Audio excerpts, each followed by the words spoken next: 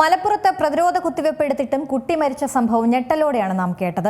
March 29-നാണ് കുട്ടിയടക്കം 6 പേരെ തെരുവുനായ ആക്രമിച്ചത്. പട്ടിയുടെ കടിയേറ്റ് 2 മണിക്കൂറിനകം പ്രതിരോധ കുത്തിവയ്പ് എടുക്കുകയും ചെയ്തിരുന്നു. എല്ലാ ഡോസുകളും പൂർത്തിയാക്കിയെങ്കിലും പേ വിഷബാധ സ്ഥിരീകരിക്കുകയായിരുന്നു. ഒരാഴ്ച മുൻപ് പനിയെ തുടർന്ന് ചികിത്സ തേടിയപ്പോഴാണ് പേ വിഷബാധ സ്ഥിരീകരിച്ചത്. കഴുത്തിന് മുകളിലുണ്ടായിരുന്ന പരിക്ക് ഗുരുതരവും ആഴത്തിലുമായിരുന്നു. അതിനാൽ തന്നെ വാക്സിൻ ഫലപ്രദമായില്ല. ലോകത്തിലെ ഏറ്റവും മാരകമായ രോഗങ്ങളിൽ ഒന്നാണ് പേ വിഷബാധ. ഇന്ത്യയിൽ ഒരു വർഷം റിപ്പോർട്ട് ചെയ്യുന്നത് ഏകദേശം 20,000 റാബിസ് മരണങ്ങളാണ്. ഇത് ലോകം മുഴുവനുള്ള റാബിസ് മരണങ്ങളുടെ 36% വരും. റാബ്ഡോവിറിഡോ കുടുംബത്തിൽപ്പെട്ട RNA വൈറസാണ് പേ വിഷബാധയ്ക്ക് കാരണമാകുന്നത്. മനുഷ്യരിലേക്ക് ഈ വൈറസ് മൃഗങ്ങളുടെ തുപ്പൽ വഴിയോ അവ കടിക്കുമ്പോഴോ മുറിവിൽ നക്കുമ്പോഴോ പ്രവേശിക്കും. രോഗം പ്രധാനമായും ബാധിക്കുന്നത് തലച്ചോറിനെ തന്നെയാണ്. മുറിവിൽ നിന്ന് നാഡികൾ വഴി രോഗാണുക്കൾ തലച്ചോറിലെത്തും. അവിടെ വെച്ച് വൈറസ് പെരുകും. 20 മുതൽ 90 ദിവസങ്ങൾക്കുള്ളിൽ രോഗലക്ഷണങ്ങൾ പ്രകടമാകും. രോഗലക്ഷണം പ്രകടമാകാൻ 1 വർഷം വരെയും സമയമെടുക്കാം. രോഗലക്ഷണങ്ങൾ പ്രകടമായാൽ അസുഖം ഭേദമാക്കുക പ്രയാസമാണ്.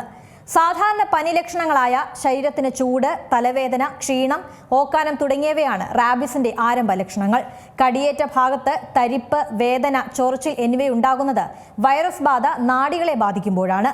90% രോഗം പടരുന്നത് നായകളിൽ നിന്നാണെങ്കിലും ഏറ്റവും കൂടുതൽ മനുഷ്യരിൽ പേ വിഷബാധയ്ക്ക് കാരണമാകുന്ന മറ്റൊരു മൃഗം പൂച്ചയാണ്. മരപ്പട്ടി, കുരങ്ങ്, വവ്വാൽ, അണ്ണാൻ എന്നീ ജീവികളുടെ കടിയേൽക്കുന്നതും അപകടം തന്നെ. ഇവയെ 3 തരത്തിൽ പ്രതിരോധിക്കാം. മൃഗങ്ങളെ തൊടുമ്പോഴോ ഭക്ഷണം നൽകുമ്പോഴോ അവ മുറിവില്ലാത്ത തൊലിപ്പുറത്ത് നക്കുന്ന സാഹചര്യത്തിൽ ടാപ്പ് വെള്ളത്തിൽ സോപ്പ് ഉപയോഗിച്ച് നന്നായി കഴുകണം. പ്രതിരോധ മരുന്ന് ഇവയ്ക്ക് ആവശ്യമില്ല. തൊലിപ്പുറത്ത് മാന്തുകയോ പോറൽ ഉണ്ടാക്കുകയോ ചെയ്താൽ മുറിവ് നന്നായി കഴുകണം. പ്രതിരോധ കുത്തിവയ്പ് എടുക്കേണ്ടതും അത്യാവശ്യമാണ്. മുറിവിൽ നക്കുകയോ ആഴത്തിലുള്ള മുറിവ് ഉണ്ടാക്കുകയോ തുടങ്ങിയ സാഹചര്യങ്ങളിൽ മുറിവ് നന്നായി വെള്ളത്തിൽ കഴുകിയ ശേഷം ആന്റി റാബിസ് ഇമ്മ്യൂണോഗ്ലോബുലിനും പ്രതിരോധ കുത്തിവയ്പും ഉടൻ തുടങ്ങണം. കൈകൊണ്ട് മുറിവിൽ സ്പർശിക്കുന്നതും ഒഴിവാക്കണം. കയ്യിൽ മുറിവുകൾ ഉണ്ടെങ്കിൽ വിഷബാധ പകരാൻ കാരണമാകും.